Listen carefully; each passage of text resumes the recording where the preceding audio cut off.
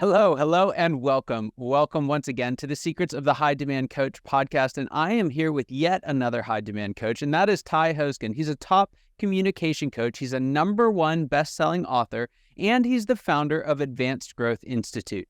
He helps professionals from around the world communicate with confidence, charisma, and clarity so they can become strong, influential leaders, make more money, and advance their careers. He's been motivated by his past struggles, and Ty has spent many years and thousands of hours researching, practicing, and experimenting in order to master the world of communication. And he's determined to make others' journeys less painful than his own. He's dedicated his life to figuring out the success formula for communication skills. And it's clear that he's done it. I want you to just take a moment here. If you're driving, don't do it right now. But when you get somewhere safe, head on over to his LinkedIn profile and you will have an absolute blast. You'll learn a ton. I was telling him before we started, it's just, you can tell he's put so much work and effort into it and has done a fantastic job. So without further ado, I could go on for a while here, Ty, but I want to just welcome you to the show. And I'd love if we could kind of dive in before we get to the work that you do and just explore the backstory here. What was happening before you got into communication coaching, and how did you ultimately choose to make the leap? First of all, Scott, you absolutely nailed that intro. Probably one of the best ones I've ever heard. You're varying your pitch, your tonality there. So I can tell you've given a few intros in your life. That was very entertaining to listen to. I'm gonna re-listen to that back. And be very happy awesome. about it. It's so funny that you bring that up, because anytime I have someone who has like a coaching expertise and background, I'm like, how many times am I going to say in this episode? But hopefully you're not counting. I'm not counting. But thanks for the encouragement. So tell us a little bit, how'd you get into this? For sure. It's a question that I get a lot is, was I naturally born a good communicator? And so we often think, oh, well, he coaches people on how to speak. He must be extroverted, must have been a social guy, lots of friends, popular. I wish that was the case, but it was actually quite the opposite. So I grew up on a farm near a very small town in Saskatchewan, Canada. So the closest town was 800 people. Now I live in downtown Toronto, very different environment, but I grew up truly the opposite of a good communicator. So I went through most of my life, the first couple decades of my life, I was shy, I was awkward, introverted, and quiet. And so when I first entered the professional world, it became so glaringly obvious, Scott, how bad I was at interacting with people. So I actually started learning about communication kind of out of necessity more than anything else. I was more so thinking, I don't want to hate going to work. I'm not thinking about, hey, I want to be a successful coach one day. I'm thinking, let me just see if I can not hate waking up in the morning and having to go do this job. So back then, it's about 10 years ago, we didn't really have coaches back then, right? It was mainly sports, and that was about it. Now we're blessed with all types of coaches, but back then, we didn't have that same luxury. So I'm learning basically everything on my own over many, many years. And fortunately, the way that building skills works, the more time, effort, energy you put in, you're eventually going to get better. So I eventually improved, and then next thing you know, I'm climbing the corporate ladder. I'm getting these leadership positions. I'm saying it like it just happened overnight. It took almost a decade. But for the sake of the podcast, I'm going to definitely condense the timeline. So eventually, great relationships, great social life, great job, making good money. Everything's really spectacular on paper. So corporate leadership position, but it didn't feel meaningful or stimulating. And so I was teaching a lot of these communication skills just because I was so interested in it, and I'd learned so much over so many years. And so it just seemed like a natural progression for me one day to first start it as the side hustle, the classic side hustle, where you finish your 8-hour workday and now you're trying to put in a couple hours after to build that. So that's, maybe it works for some people. I was terrible. I didn't have enough energy at the end of the day, and it was so slow. So I eventually did the classic jump out of the plane, figure out the parachute on the way down type of thing, which I don't recommend for everyone. But for me, I work best under pressure. So if I have to figure something out, I will. And Best thing I ever did for sure. Now being able to teach things that are very meaningful to me instead of saying, hey, you can do what I did and learn communication slowly over almost a decade. Who wants to do that? That sounds terrible. Let's learn exactly what you need to know in a few months because you know what you're doing, you know what works, what doesn't work, how do we practice, you're getting the right kind of feedback. And so now flash forward and best decision I ever made. Very happy to be in this position. That's fantastic. So we fast forward then to kind of today, you're communication coach, you're helping folks all over the world. What would you say is some of the most important work you're doing for your clients? It's interesting. A lot of people first start working with me because they want a promotion or they want a raise, they want to advance their careers, like the very traditional types of things we think about or might hire a coach for. But actually the most, I would say, important and the most appreciated transformations that I give people have to do with just that inner confidence and that inner belief in themselves. So we spend so much time at work, the average person, 8 hours a day, 5 days a week. That's the majority of your time. So for a lot of people, it's actually being able to show up in these professional situations in a way that they feel proud of. So think of all of the meetings that you do. What if you felt 30% more confident and had 30% less stress in every one of those meetings? Wow. Right? And that's actually a low estimate. We do measure these things throughout the coaching program, but simply being able to change the way that you show up, the way that you feel, how you feel about yourself, being able to really clearly just nail a point when you're put on the spot in a meeting or giving a presentation or a sales call, whatever it might be, that seems to be where people get the most value, is actually some of those intrinsic type of changes that are a bit tougher to measure. Yeah, that's remarkable. So there's something that you kind of brought up in your story, and I think it's got a lot of people scratching their heads, and there's two sides of this question. So I'll just do one at a time here. The first one is, can introverts be great communicators? That it sounds like it's a big part of your story. It's obviously what you're doing now. What would you say to an introvert who feels like that's just 1,000 miles away? I could never be like that. Scott, I absolutely love this question, and I feel very strongly about it because people like to do these quizzes or these little courses that tell them, I am a blank. I'm classified as this. I'm an INTJ, whatever it might be. I feel like that's absolutely the biggest load of BS, and because most people just use it as an excuse, or it's a limiting belief where they say, well, I'm this way, so I'm not meant to be a good communicator or a good speaker. And so I'm not saying don't do the quizzes. I'm not saying you can't label yourself as an introvert, but truly it actually doesn't matter. You still have the work to do. It's still like developing a skill similar to truly any other skill. You just have to know what to do. How do you practice? Put the time in, get feedback. And so I like to use myself as an example because there's videos of me as a kid, and I truly don't talk at all. It's like me at a birthday party. I'm not even speaking. It's my own birthday party. So I was at probably a generous 1 out of 10 in terms of naturally being a good communicator. Wow. And so using myself as an example, I have lots of testimonials too that I'll sometimes show people of like, this person is an introvert who was even worse than you, and they made these changes. So 100% it's possible for truly anyone to become a good communicator. That's awesome. And so then the flip side of that is, do extroverts need communication coaching too?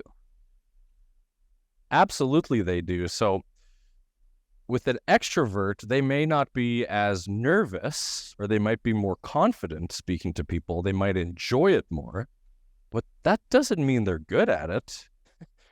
Those are usually the people that are rambling on. We don't even know what they're trying to say. They're telling a story. There's no clear point, or they're sometimes lazy with the way they're speaking. They might like it, but they don't usually have the skills to be a great communicator or a great communicator or an excellent communicator. So a lot of my clients are extroverts as well. It's funny you ask that because they do normally not think that they need it And just because they like to speak, they think they're good at it. Yeah. Yeah. That's so true. And so what then would be a reason why, you mentioned this earlier, some of the kind of surface level things, they want a promotion, they want the raise, they want the next level. What are some reasons why, even before that, or even without that, someone should think about getting a communication coach? Communication is really at the core of every area of our life.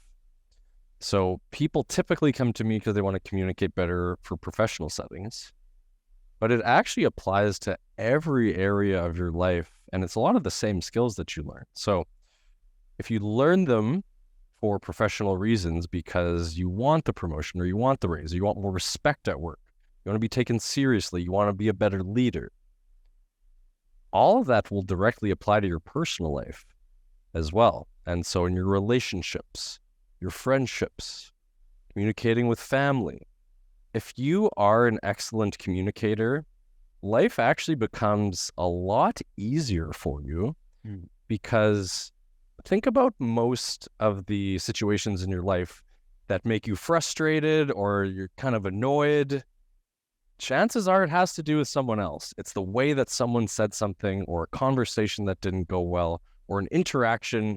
I wish I would have said that differently. Why did they respond to me this way?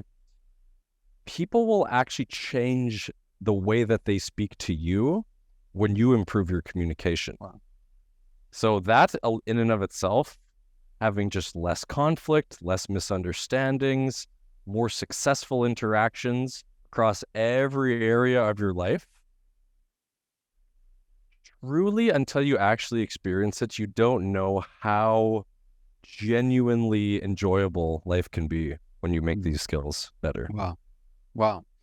So I want to turn it around, that question actually around a little bit, because a lot of folks listening they're founders, leaders, they're leading teams. And you know this from your work, both with your clients and even in your own professional career, that on any given team, there are those people who talk too much in meetings, right? And then there's those couple who have like the advice that we all need to hear, but they don't speak up in the meeting. And so one of the things that I've found is one of the key roles of particularly CEOs is to orchestrate that senior leadership team meeting. And I would say in my own experience, the biggest challenge in that has been getting the quiet ones to speak up in time. And so if I'm a founder, I know I've got someone who's brilliant on the team, I just can't get as much out of them as I want, especially in team meetings. What can I do to help them, or how could a communication coach help them? An excellent question. So what I found with those types of people is that they don't like being put on the spot. And so, for example, if you told them to prepare something and explain it to you in a one-on-one meeting or even in a presentation type of setting, they're usually much better and much more comfortable with that. But those types of people, there's usually something about having to speak spontaneously. And so what I found actually works really well is if you can give them a couple questions or a couple topics, like shoot them a quick message before the meeting, give them just a bit of a heads up. Hey, I'd like to talk to you about this. I'd like you to speak on this. Just super quick, short message, because then they don't feel like they're caught off guard. They feel like they're a little bit more prepared and they go into it knowing that they have to.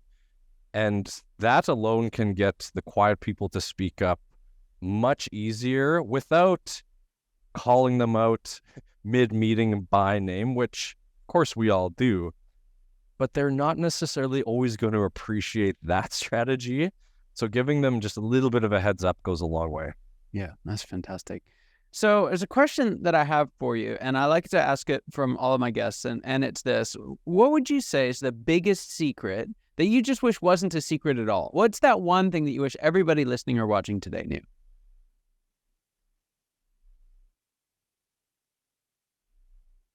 Things are supposed to be hard.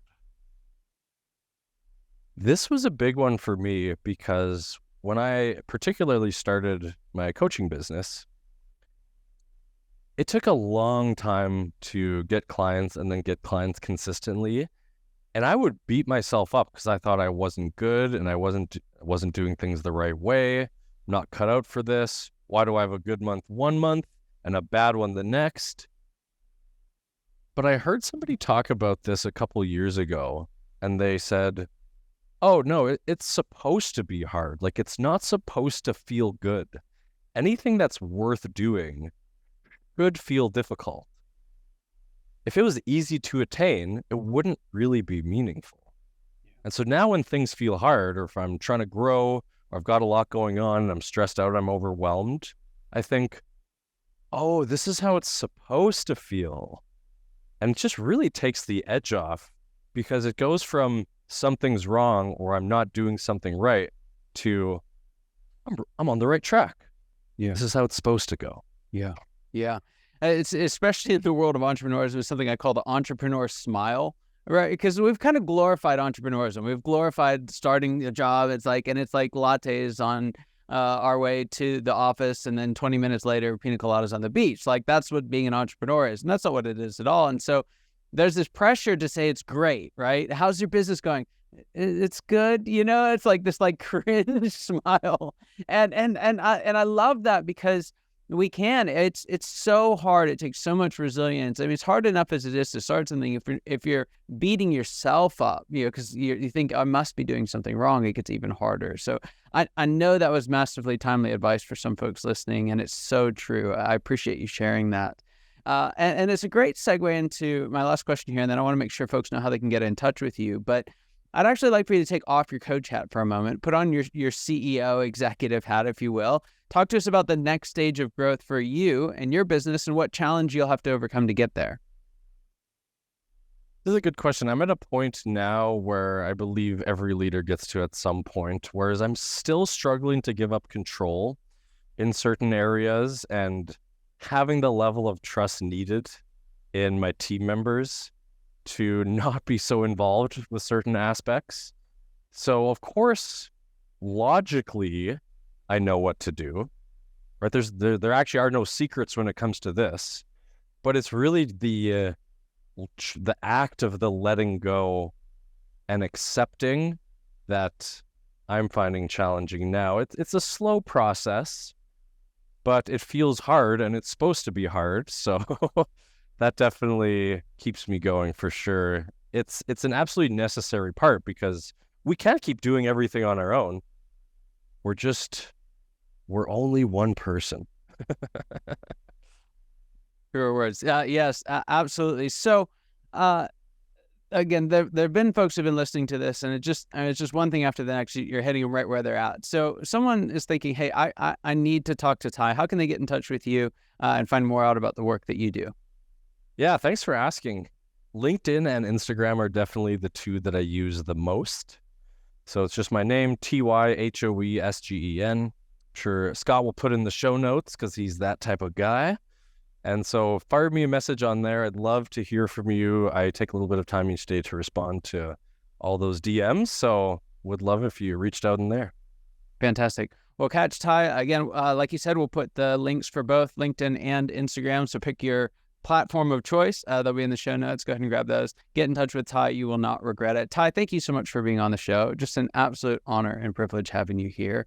And for those of you who are listening and watching, your time and attention mean the absolute world to us. I hope you got as much out of this conversation as I know I did, and I cannot wait to see you next time. Take care.